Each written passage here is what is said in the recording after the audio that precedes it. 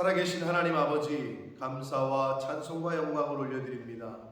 오늘도 저희들에게 생명을 주시고 복된 새로운 한날을, 새로운 시간을 허락해 주시고 저희들의 발걸음을 아버지의 집으로, 주님의 몸된 교회로, 이 은혜의 보좌 앞으로 저희를 불러주셔서 기도하게 하시고 찬송케 하시고 하나님 앞에 예배드릴 수 있도록 생명의 말씀을 허락하시니 하나님 감사합니다.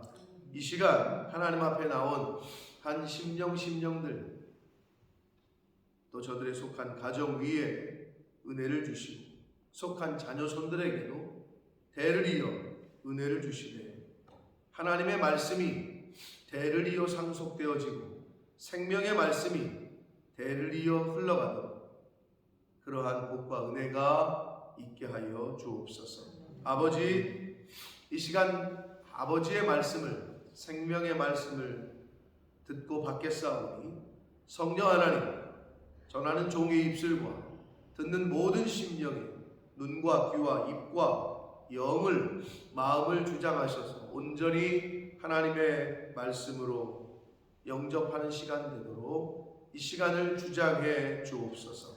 예수 그리스도 이름으로 축복하며 기도 올리옵나이다. 아멘.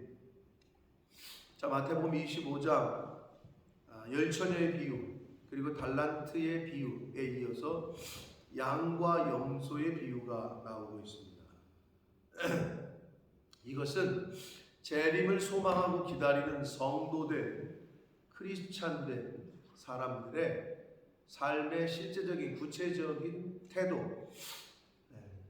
앞에 그 달란트 비유가 충성, 맡겨주신 사명에 대한 충성이 주제였다면 이 양과 염소에 대한 비유의 말씀은 어떻게 보면 불특정 다수라고 할 수 있는, 여기서 나오는 지극히 작은 자 하나, 이걸 어떻게 누구라고 비유 대상을 정해야 될 거냐. 성경에는 지극히 작은 자 하나라고 되어 있는데요, 원문을 그대로 직역하면 정말 보잘것없는 사람, 사람들로부터 멸시와 천대를 받는, 그리고 존중을 잘 못 받는 보잘것없는 사람을 말한단 말이에요. 그러니까 사람마다 기준이 다르긴 하겠지만 중요한 것은 눈에 보이는 사람이에요. 의인들도 악인들도 뭐라고 대답해? 우리가 언제 주님을 대접했습니까? 우리가 언제 주님에게 공양하지 않았습니까? 대접하지 않았습니까? 이렇게 얘기한단 말이에요.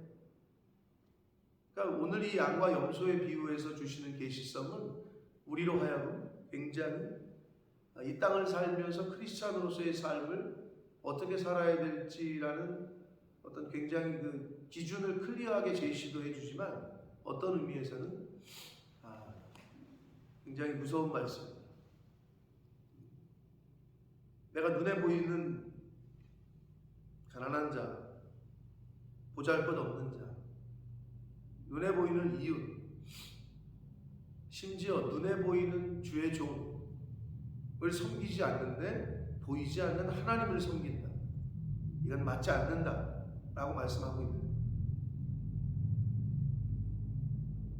자, 잘 알고 있는 말씀인데 여기에서 주시는 몇 가지 중요한 포인트들이 있습니다. 한번 오늘 주시는 말씀을 통해서 함께 교훈을 받도록 하겠습니다. 31절입니다. 인자가 자기 영광으로 모든 천사와 함께 올 때에, 예수 그리스도, 인자는 예수 그리스도, 그리고 천사들과 함께 올 때에, 이건 세컨드 커밍을 얘기하는 거예요. 재림을 의미합니다. 자기 영광의 보좌에 앉으니, 예수 그리스도께서 심판주, 보좌는 이렇게 생각하시면 돼요. 드라마나 TV에 보시면 재판장에 직접 가보신 분들이 있나 모르겠습니다. 집사님 가보셨어요? 안 가봤어요? 원사님 가보셨어요? 구경도 안 가봤어요? 저는 가밖에 안 가봤게. 왜요? 뭐하러? 재판 받으러 가봤지 나는. 어떻게 기억을 하시네. 나는 재판 받으러 가봤어. 근데 이제 뭐 조그만 적이었기 때문에 뭐 나 재판 받는 거 누가 보러 왔겠어요? 나하고 검사하고 변호사하고, 검사도 안 나왔어 참. 변호사하고 판사만. 근데 이렇게 앉아 있는데 TV하고 똑같아요. 재판장이 이제 들어온다고 기립이라고 그래요. 기립! 그러면 재판장이 딱 들어와. 판사가. 자기가 그 자리에 앉아. 딱 앉으면 착석! 그런단 말이에요. 착석을 해. 그러니까 보좌에 앉는다는 의미는 재판을 시작한다는 의미와 같은 거예요. 판사가 보좌에 딱 앉잖아요, 자리에. 그럼 이제 심판이 시작되는 거예요. 그런 의미라고 보시면 돼요. 자기 영광의 보좌에 앉는다. 이 보좌는 말 그대로 시시비비를 가리는 그러한 보좌, 재판장으로서의 심판주로서의 보좌다. 이렇게 생각하시면 됩니다. 자, 32절입니다. 모든 민족을 그 앞에 모으고, 왜 모아요? 이제 행한 대로 갚아주신다고 약속하셨던 이제 그것을 하기 위해서, 심판하시기 위해서, 재판하시기 위해서, 판단하시기 위해서 모으시는 거죠. 각각 구분하기를, 목자가 양과 염소를 구분하는 것 같이 한다. 직유법인데 뭐뭐와 같이. 목자가 양과 염소를 구분하는 것 같이, 양은 오른편에 염소는 왼편에 구분한다는 거잖아요. 여기서 굉장히 중요한 계시성이 있어요. 구분을 지금 언제 하고 있어요? 본문 속에서 예수님이 세컨 커밍 하셨을 때 구분하고 있는 거죠. 재림하실 때 구분하는 거예요. 자, 그러면 재림하기 전에는 어떻게 해요? 양과 염소를 구분한다는 거예요? 안 한다는 거예요? 안 한다는 거예요. 근데 이게 실제로 목자가 양을 칠 때, 목동들, 유대인들, 이스라엘에서 양 치는 사람들, 우리 어떻게 알고 있느냐? 낮에 풀 뜯어 먹으라고 풀어놓잖아요. 낮에는 양과 염소가 섞여서 풀을 뜯어 먹어요. 굉장히 중요한 거예요. 언제? 낮에. 근데 밤에는 불러드려야 되잖아요. 섞여 있어요. 양과 염소가 풀 뜯어 먹을 때는. 근데 밤에 불러드릴 때는 철저하게 구분한대요. 양은 양대로, 염소는 염소대로.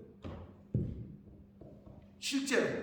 그래서 여기서 예수님이 목자가 양과 염소를 구분하는 것과 같이 그렇게 구분할 거다. 다시 말씀드려요. 이 세상에 예수님이 아직 오시기 전까지는 양과 염소가 섞여 있어. 그러니까 양들이 때로는 들이받치는 거야. 왜? 염소의 특징은 들이받는 거거든. 그런데도 풀어놓은데, 풀 뜯어 먹을 때는 실제로 양치는 목동들이. 근데 밤에 우리 안으로 들여드릴 때는 양은 양대로, 염소는 염소대로 구분을 한다는 거예요. 예수 그리스도께서 이 땅에 오시던 이제 끝나. 낮의 시대가 이제 끝나. 열심히 일하고 열심히 뭐 할 시대가 끝나잖아요. 그러면 밤에 이제 우리로 구분하고 가두듯이 이제 예수님께서 심판주로 오셔서 끝내시는 때가 온다는 거예요. 양은 오른편에, 염소는 왼편에. 다시 말씀드려요. 지금은 어느 때야? 아직 예수님이 안 오셨기 때문에 양과 염소를 왜 섞어 두셔가지고 이렇게 나를 힘들게 하시나? 왜 내 마음에 안 드는 사람이 이렇게 교회에 나오나? 왜 교회에 저 사람이 이렇게 있나? 그건 뭐라고? 나의 모난 부분, 나의 못된 성품을 고치라고. 섞여 살면서. 그리고 배울 거 배우라. 아, 저렇게 들이받으면 안 되는구나. 저렇게 아프게 하면 안 되는구나. 나는 그러지 말아야지. 그럴 기회를 주시는 거예요. 그럴 기회. 그런데 마지막 심판 때에는 가르친다. 아주 실제 양치는 거와 거의 동일한 계시성을 우리에게 주시고 있어요. 자, 그래서 목자가 양과 염소를 구분하는 것 같이 하여 양은 오른편에 염소는 왼편에 두리라. 구분하셔요. 마지막 때 성경 구약 성경에서부터 신약 모두 포함해서 성경에서는 오른편이 포지티브고 왼편이 네거티브다. 제가 늘 말씀드렸잖아요. 이런 얘기 나올 때마다 왜 우리나라 사람들이 왼손으로 밥을 먹고 왼손으로 글씨 쓰면은 어르신들이 혼을 내고 손을 탁 치면서 오른쪽으로 먹으라고 가리키냐 이거야. 아니 왜 왼편은 왼손으로 먹으면 안 돼? 축구에서도 요즘 왼발잡이들이 얼마나 상한가를 치는데 더 좋아한단 말이에요. 드무니까. 또는 양손잡이 좋잖아. 근데 왼쪽을 우리 조상들이 부정하다고 여겼어. 어디서 온 생각이냐는 거예요. 그게 성경에서 온 거예요. 전 세계의 모든 문화와 관습으로 자리매김한 여러 가지 요소들 중에 물론 변형이 된 것도 있어요. 그러나 근본 오리지널 소스는 성경에서 온 거예요. 그런 게 남아있는 거야. 우리 전통에도. 오늘날 왼손잡이 왼발잡이 상한가야. 근데 왜 어르신들이 옛날에 그렇게 오른손 그랬나 몰라요. 성경대로. 자, 그래서 그때의 임금이 오른편에 있는 자들에게 이르시되 내 아버지께 복받을 자들이여 나와 창세로부터 너희를 위하여 예비된 나라를 상속받으라. 이게 중요해요. 언제로부터 예비가 됐다고? 창세 때부터 하나님은 예비를 하셨다는 거예요. 저와 여러분을 위해서. 할렐루야. 이게 얼마나 감사한 거예요. 보미를 위해서 아빠가 너 태어나기 전부터 예비해 놓은 것들이 있다는 거지. 보미가 알아들을려나 모르겠다. 그런 얘기야. 그래서 영어 성경에는 from the creation of the world라고 되어 있어. 내가 세상을 창조하실 때부터, 그때부터 우리를 위해서 예비해 두셨다는 거 하나님은. 이 얼마나 감격적인 겁니까? 아니 언제부터 준비한 거예요? 오래전부터 준비했죠. 이 날을 위해서. 그러면 그 사람이 감동을 받잖아요. 미리 했다는 거에 대해서. 언제부터요? 딱 보면 급조한 게 티가 나. 뭐 생일 선물을 하거나 파티를 준비할 때 급조한 게 티나면은 그것도 고맙지만 그렇잖아. 좀 감이 떨어지잖아. 그런데 행사하는 거나 뭘 이렇게 하는 거 보니까 이건 오래전부터 계획하고 기획하고 해서 된 거다. 그러면 마음에 감동을 얻잖아요. 하나님은 지금 창세 때부터 준비를 했대. 우리를 위해서. 그 말씀입니다. 얼마나 감사한 말씀이에요. 머리를 둘 수 없는 말씀이지. 그 나라를 상속받으래. 누구에게? 의인들에게. 그런데 여기서 이제 오늘 양과 염소의 비유에서 주시는 계시성은 양과 염소, 의인과 악인을 구분하는 그 내용인데, 구분이 되는 이유인데, 그 이유가 지극히 작은 자 하나에게, 나그네에게 먹을 거를 주고 입히고 그들의 필요를 채워주고 병 들었을 때, 옥에 갇혔을 때, 여러분은 옥에 안 갇혀가서 모르지만 옥에 갇힌 사람에게, 감옥에 갇힌 사람에게 제일 필요한 게 뭐예요? 원사님 뭐 같아요? 네, 맞아요. 우리 원사님 기도요 그럴 줄 알았더니 그렇게 안 하시네. 누군가에게 필요한 게 기도요. 배고픈 사람에게 내가 기도해 줄게. 사업이 망해가지고 돈이 필요한 사람에게 내가 기도해 줄게. 옷이 없어가지고 지금 추위에 덜덜 떨고 있는 사람에게 내가 기도해 줄게. 그러면 안 된다고. 지금 그 얘기하는 거야. 야고보 사도도 그 얘기하는 거고. 왜 헐벗는 사람에게 자꾸 먹을 걸 줘야지. 굶주린 사람에게 먹을 걸 주고 헐벗은 사람에게 옷을 줘야지. 왜 자꾸 기도해 준다고 그러냐. 기도해 주는 건 기본이야. 그건 너 얘기할 필요도 없어. 근데 크리스찬들의 변명과 이유가 뭔지 알아? 아니 뭐야? 허울 좋은 대답이 뭔지 알아? 제가 기도해 드릴게. 그거는 맞아. 기도해야 돼. 그러나 기도만 해주고 빵을 주지 않아. 기도만 해주고 옷을 주질 않아. 기도만 해주고 찾아가질 않아. 안 된다고 얘기하고 있는 거예요, 실제로. 옥에 갇혀보니까 옥 밖으로 나갈 수 있는 길은 누가 면회 왔을 때야. 그게 그렇게 감동인 거지. 잠언의 말씀과 비슷해. 힘들어하고 지쳐있는 사람, 초상집에 자주 가래잖아. 잔치집에 가지 말고. 잔치집에는 가도 너 왔어 안 왔어? 사진 보고 알아. 아, 얘가 왔었구나. 근데 초상집에 안 오잖아요. 그 수많은 사람이 왔다 갔는데도 그게 마음에 남는 거예요. 장례식장에. 그런 거라고. 똑같아. 옥에 갇혀있어? 아파? 힘들어 해가지고 지금 영과 육신이 다운되어 있는 사람한테는 찾아가는 거예요.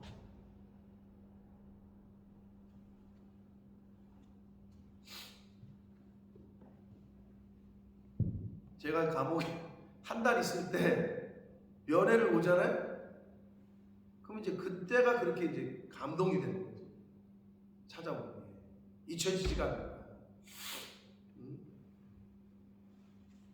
뭐 저 때는 뭐 좋은 일이라고 알리지도 않았지만 우리 엄마 아버지 오셨고 누가 오셨지? 작은아버지가 왔었나?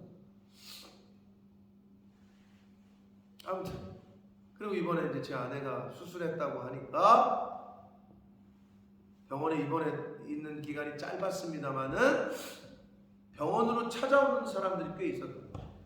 그 바쁜 중에 오지 말라 그랬어. 왜? 와도 못 만난다 집사람. 병원을 들어올 수가 없기 때문에 나만 만나는 거 바깥에서 밑에서. 그런데도 병원으로 찾아와. 그리고 퇴원해서 집에 있을 때 경기도 여주 교통편이 불편한데도 울산에서 강응혁이가 차를 타고 아침에 와가지고 4-5시간 달려서 왔다가 한 끼 먹고 다시 또 그날 밤에 5시간 운전해가지고 울산까지 다시 내려가고 전국 각지에서의 뭐 남해에서 전권일이라고 15년 전 초창기에 있었던. 근데 그게요 똑같이 연락을 해도 그렇게 먼 거리가 상관이 없어. 찾아오는 사람이 있고 카톡을 읽어도 연락도 없는 사람이 어쩔 수 없는 거야. 그런데 어떻게 그렇게 아프다고 수술했다고 하니까 찾아와서 위로하고 그게 너무 고맙죠. 감사하고. 그래서 제가 이 말씀을 읽는데 근데 그게 우리한테도 고맙지만 성경은 뭐라 그러냐? 그 사람들에게 복인 거예요. 지금 그 얘기를 하시는 거예요. 네? 아니 우리가 언제 한 주님에게 먹을 거를 줬고 입혔고 대접을 하고 공경했습니까? 그랬더니 예수님께서 너희가 여기 내 형제 중에 지극히 작은 자 하나에게 한 것이 천주교하고 기독교하고 같이 성경을 번역한 게 있어요. 천주교에도 성경이 있는데 우리랑 좀 다른데 천주교가 쓰는 게 다르고 우리가 쓰는 게 좀 다르거든요. 번역을 할 때. 근데 천주교와 기독교 학자들이 모여서 서로 같이 번역한 거를 공동 번역본이라 그래. 공동으로 같이 작업했다 이거요. 거기에 그렇게 기록되어 있어요. 지극히 작은 자를 가장 보잘것없는 사람이라고 번역을 했다. 그 원어에도 그런 의미가 들어있기 때문에 지극히 작은 자, 누가 관심 갖지 않는 자, 이런 사람들에게 하나에게 한 것이 곧 내게 한 것이다. 세상 사람들이 관심 없는 자, 관심 없는 것. 어떤 의미에서는 교회 일에, 하나님의 일에, 그리고 성도들에게 관심 없어요. 그들은 오히려 세상은 누구에게 관심 있어요? 누구에게 극진히 대접하지? 세상에서는 돈 있는 사람, 권력 있는 사람, 힘 있는 사람. 그 사람들은 사실 대접 안 해도 되는데 자꾸 대접을 받아. 이유는 뭐야? 어떻게든 그 힘 있는 사람과 권력 있는 사람과 돈 있는 사람과 친해져가지고 떨어지는 콩고물이 있을까? 이 사람을 내가 알고 있으면 네트워크상에서 좋고 사업상에서 좋고, 그거 비일비재하잖아요. 그거 보잖아요, 뉴스에서. 그러니까 대접하고 봉투 주고 뭐 하는 거 아니에요? 선물 주고 때마다 시마다. 그게 세상이에요. 근데 지금 하나님은, 예수님은 진짜 보잘것없는 자, 관심 없는 자에게 한 것이 내게 한 거다. 이거와 동일한 맥락에서 예수님이 가르쳐 주신 게 있죠. 사도행전에 보면 사울이 다메섹으로 가는 도상에서, 예수 믿는 사람 잡아 죽이러 가는 도상에서 예수님을 만나죠? 네? 만나죠? 그때 예수님께서 빛으로, 강한 빛으로 나타나셨고 음성으로 말씀을 하죠. 뭐라고 말씀하죠? 이제 아시겠어요? 근데 사울이 언제 예수님을 만난 적 있어? 만난 적 있어요? 없어요? 안 만났어. 돌아가시고 승천하신 뒤에 사울은 활동하기 시작한 거잖아요. 그러면 누구를 핍박해서 사울은? 예수 믿는 사람을 핍박했는데 예수님 뭐라 그러셨다고? 왜 나를 핍박하느냐라고 말씀하셨다고.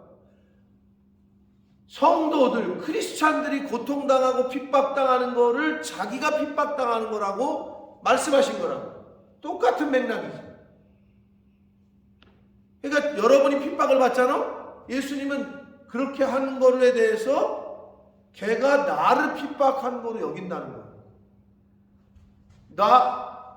이 작은 자 하나를 빵을 주고 옷을 주고 돈을 주고 섬기고 한 거를 나에게 한 거로 취급하시겠다는 거예요. 지금 이거는 굉장한 얘기예요.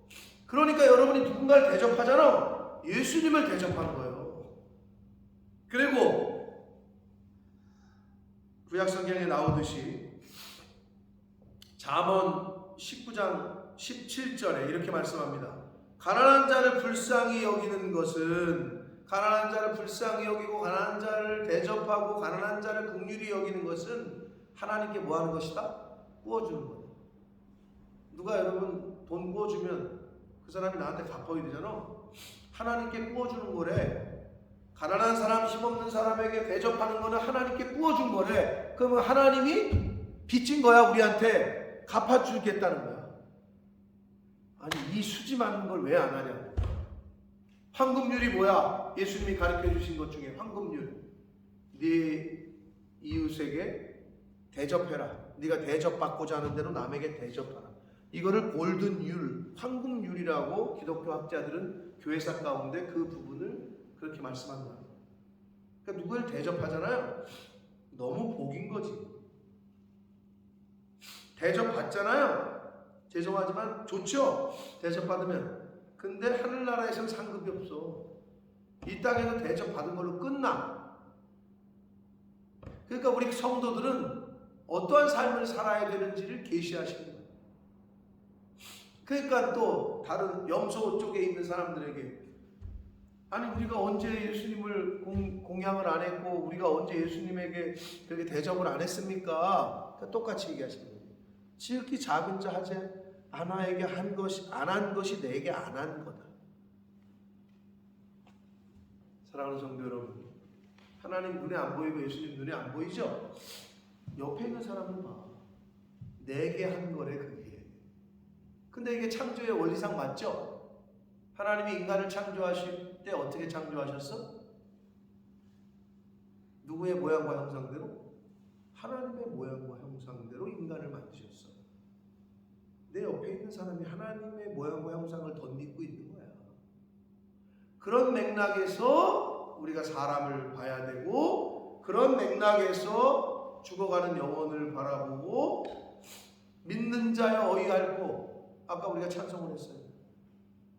물속에 잠겨간다고. 죽어갔는데 믿는 자여 어이할고. 야고보서의 말씀과 잠언의 말씀과 창세기의 말씀과 사도행전의 말씀과 다 맥을 같이 하는 거예요.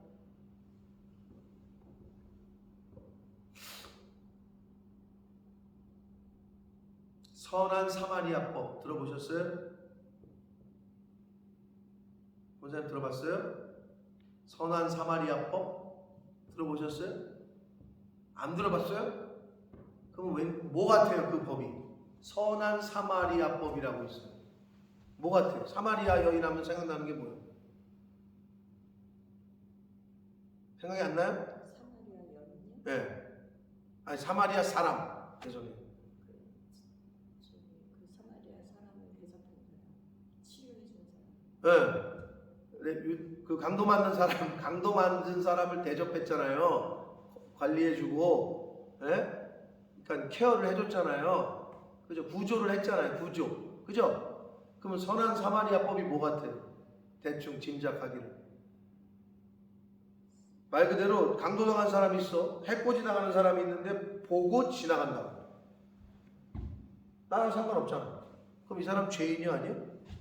죄인 취급하겠다는 거예요.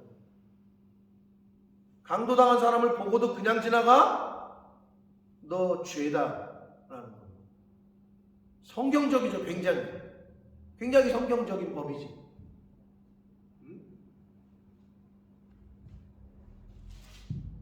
야고보서 2장 17절에 뭐라 그러느냐? 야고보 사도가 선을 행할 줄 알고도 하지 않으면 죄니라. 선한 사마리아법은 굉장히 성경적인 거예요. 분명히 강도당하고 있네, 해코지 당하고 있는데 눈을 씻고 그냥 간다. 못 본 채 알아. 그게 죄라. 라고 세상 사람들도 법을 만들었어. 근데 성경은 이미 얘기하셨어. 그러지 말아라. 여러분, 우리가 이제 어떻게 살아야 될지 구체적인 걸 얘기하시는 거죠.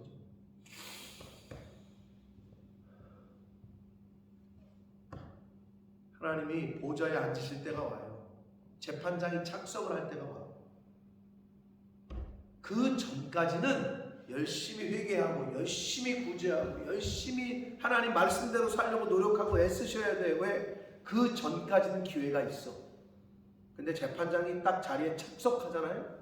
그때부터는 심판이 시작돼. 오른편에, 왼편에, 천국에, 지옥에. 그때는 회개할 기회도 없고 상급을 쌓을 기회도 없어. 자, 낮에는 양과 염소가 섞여 있어. 근데 구분되는 때가 오나니, 예수 그리스도 재림하실 때 구분되는 때가 오나니 심판주가 오실 때, 밤에는 이제 끝나. 구분이 돼. 사랑하는 성도 여러분, 오늘 하루를 더 주셨어요. 기회가 있어요. 기회. 우리 박 목사님 옛날 어르신들 말이 딱 맞죠. 자식이 나는 둘밖에 없지만 목사님은 셋이니까 셋 중에 누가 제일 이뻐요? 라고 물어보면 대답하기 어렵겠지만 이쁨 받을 짓을 하는 애가 있어.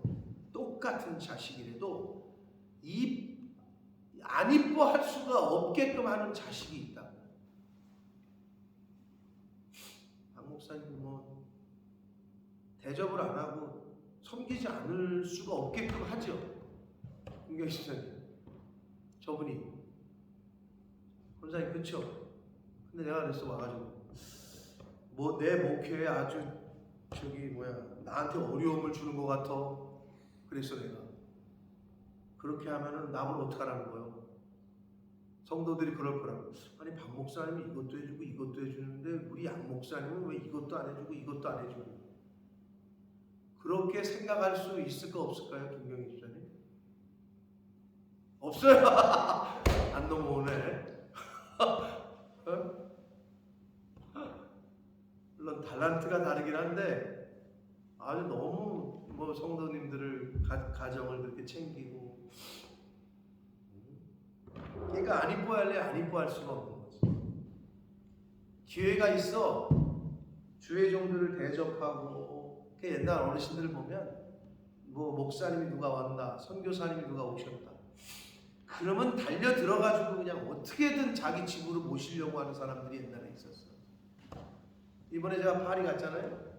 교회가 우리 교회가 어떻게 보면 저거 하더라고. 근데 이제 제가 강사가 온다고 다 당신 집을 내주신 분이 있어. 그 권사님. 제가 그 배려와 그 마음씀이 눈에 보여. 그래서 어떻게 할까? 빚졌잖아. 그래서 알고 봤더니 그 권사님의 아들이 목사고 선교사고 아프리카 선교사라는 걸 알게 됐고, 내가 설교하는 그날 아프리카 갔다가 처음 나온 거예요. 고향에. 근데 그 선교사님하고 박 목사님이랑 비슷해 연배가. 사모님하고 애들 보는데 마음이 그렇더라고. 그래서 있는 현찰 다 주고 헌금이 있어야지. 제가 그랬지. 꼭 본모습 한번 와라. 쉼이 필요하니. 아프리카라는 땅은요, 물론 화폐 가치 때문에 좀 그런 게 있지만, 경제적인 건 더 어렵지 않을 수 있지만, 화폐 가치 때문에 100만 원만 가도 거기서 1000만 원 역할을 하기 때문에, 그 이상의 역할을 하기 때문에. 근데 환경, 이 인프라 자체가 어려워. 지역마다 조금씩 다르긴 합니다. 아프리카 차드도 어려워. 그래서 하여튼 보는데 마음이 그래서 내가 꼭 오셔라 초청을 했는데, 그냥 한번 오세요 이런 게 아니고 내가 진심으로 마음을 다해 초청을 했는데, 또 와서 편지를 쓰고 카톡으로 내가 장문에 연락하고 그랬더니 아마 7월 셋째 주에 오실 수 있을 것 같아요. 그래서 토, 일, 월. 근데 요즘 여름이라 비싸잖아요. 근데 거기 4명에다가 가족, 사모님, 목사님, 애들 둘, 내가 그 권사님 엄마까지 모시고 오라고 그랬어. 그랬더니 엄마까지 모시고 오는데, 엄마도 오시고 같이 있는 김민경 집사도 덩달아서 권사님이 얼마나 샤이하냐면 눈을 마주쳐서 잘 대화를 못해. 저랑 얘기를 하는데 눈을 마주치, 굉장히 샤이. 내가 이제 어떻게 목사님 거길 가냐고 이제 그러니까 제가 김민경 집사를 같이 대동하시라고, 같이 오시라고. 아마도 그래서 6명이 올 수 있어요. 토, 일, 월. 그래서 제가 아무튼 어떻게든 제 형편권, 능력과 또 우리 교회에서 대접을 하려고 그렇게 마음을 먹고 있어요. 여러분, 누군가를 대접하는 거, 누군가를 이렇게 섬기는 거, 이거는 하나님이 주신 마음. 누군가를 시기 질투하는 거, 이거는 성령이 주는 마음이 아니에요. 그러니까 여러분 마음에서 이렇게 일어날 때 있잖아요. 그럼 구별하기가 쉬워요. 시기 질투, 약간 미움, 약간 경계, 이런 거는 사단이 주는 거예요. 딱 잘라버리셔야 돼. 그리고 누구를 긍휼히 여기고 불쌍히 여기고 대접하고 섬기고, 이거는 사단이 줄 수 있는 영역이 아니야. 그냥 구분하기가 쉽잖아. 그러면 그런 마음이 올라오면 끊을 건 끊고, 조금 싹트면 그걸 키워가지고 실제로 행동으로 옮기고, 마음만 품다가 그만두는 사람이 있어. 마음 품는 것도 좋은데 행동으로 실천 못하는 사람이 있어. 그럼 다른 생각이 들어오지. 야, 너도 어려운데, 이번 달 힘든데, 별 생각이 다 들어와. 믹스가 돼. 그러면은 하지를 못해. 아니, 이 오늘 말씀을 듣고도 그렇게 안 사는 건 바보 아니요? 응? 우리가 어느 때 지극히 작은 자 하나에게 한 것이 내게 한 것이다 라고 예수님이 가르쳐 주시잖아. 이걸 왜 하나? 그리고 가난한 자들을 섬기고 돌보고 하는 게 나에게 하나님에게 구워주는 것이라고 말씀하셨거든. 왜 그 삶을 살지 않나? 그래서 우리는 어떻게 해요? 대접을 받는 걸 좋아해야 돼? 대접하는 걸 좋아해야 돼? 대접 받을 땐 또 받으셔요.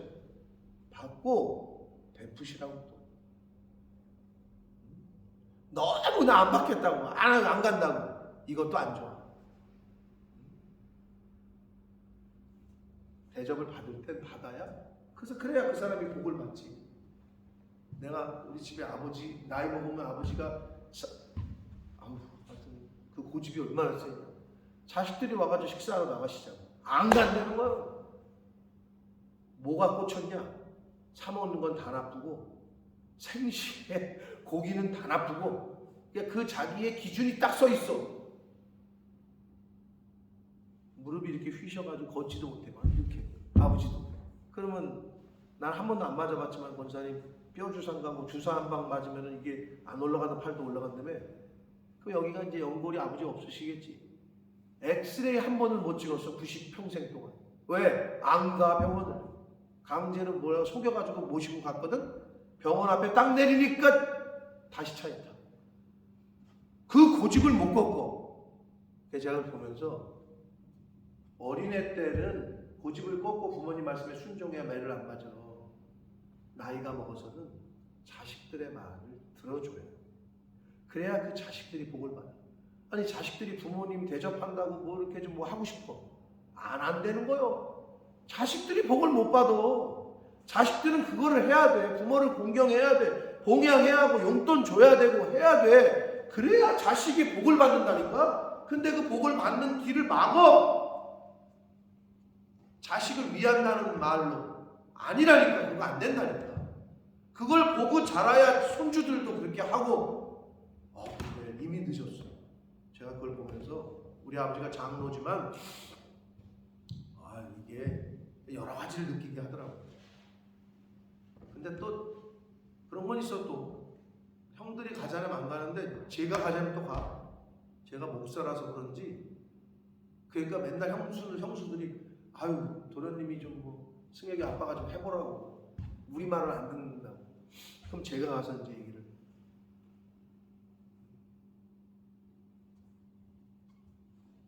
하나님의 말씀에 귀를 기울이시고 이 말씀대로 사는 게 복입니다. 이 얼마나 지금 이 아침에 할 수만 있으면 대접하려고 하시고 할 수만 있으면 주의 종들을 공경하시고 대접하고 그게 어떻게? 내가 복받는 길이고 내 자녀 손들에게 은혜를 주고 복을 끼치는 일입니다. 바라기는 저와 여러분이 예수님이 성경에 약속하신 그러한 삶을 사셔서 창세로부터 예비된 나라를 상속받는 상속자로서의 삶을 오늘 하루도 사시고 하나님 앞에 부름받는 그날까지 그렇게 살게 되시기를 살아가시기를 예수 그리스도 이름으로 축복합니다. 살아계신 하나님 아버지 감사합니다. 오늘도 생명 주시고 새날 허락하시고 생명의 말씀을 아버지 집에서 이렇게 듣고 전하고 함께 기도할 수 있도록 은혜 주시니 감사합니다. 아버지 하나님 보좌에 앉으시는 그때 예수님께서 심판주로 오시는 그때 구분하신다 말씀합니다. 구분하셔야 됩니다. 이 땅에서 믿음을 지키고 하나님 말씀대로 살려고 힘쓰고 애쓴 사람들을 위해서라도 성경에 약속하신 언약하신 그대로 그렇게 구분하시겠다 말씀하셨으니 하나님 그 말씀에 의지하여 가난한 자, 지극히 보잘것없는 자를 에게 한 것이 내게 한 것이다 라고 말씀하시니 하나님 주님에게 대접하듯이 하나님을 섬기듯이 그렇게 우리 이웃에 내 눈에 들어오게 하는 또 섬길 수 있는 기회를 주실 때 그렇게 섬기고 그렇게 도와주고 구제하고 할 수 있는 저희들의 삶이 되도록 이 자리에 있는 하나님의 백성들의 삶이 되도록 그리하여 창세로부터 예비된 천국을 예비된 나라를 상속받으라 하시는 그 말씀이 바로 나에게 하시는 말씀으로 그러한 이 땅에서의 삶을 살도록 주님 은혜 내려 주옵소서. 예수 그리스도 이름으로 축복하는 기도